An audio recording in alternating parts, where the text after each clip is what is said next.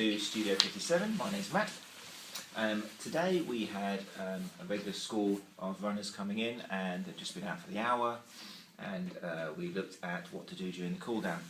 Obviously the main part of that cool down was looking at flexibility, restoring the muscles to the normal length.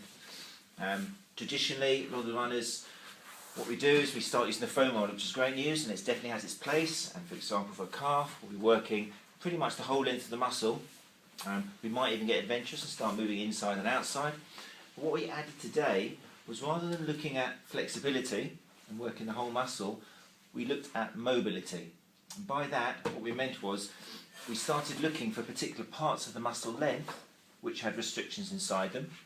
And the mobility came from moving, in this case, the ankle at the end. So, something you can do by yourself quite easily. Don't necessarily need the foam roller. Find a part of tension, hold it in for about an 8 out of 10 in terms of pain, maintain it, and then here comes mobility, in this case moving the ankle round.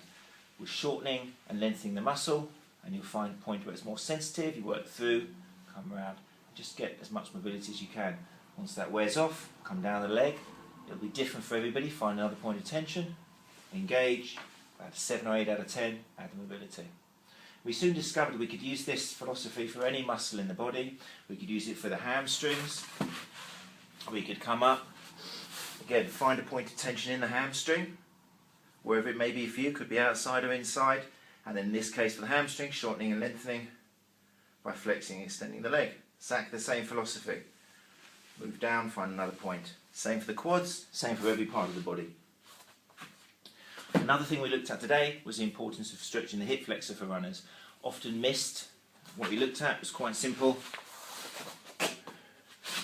Getting into this position here.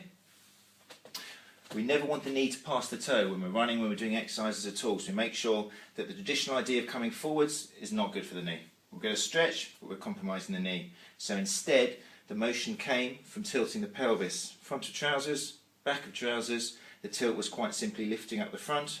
As soon as you get the front higher than the back, you'll feel this muscle here start engaging. May feel it lower, may feel it higher, depending where you need it. But the whole point was getting the pelvic tilt, raising the front, engaging and holding. We added to it by stretching up to the ceiling to pull the muscle from the top. Very important stretch for all runners. Not doing this, you're going to affect your running style and you're going to set yourself up for injuries. Hope this has been useful for you. My name is Matt, and it's goodbye from Studio 57 Clinic. Thank you. Oh!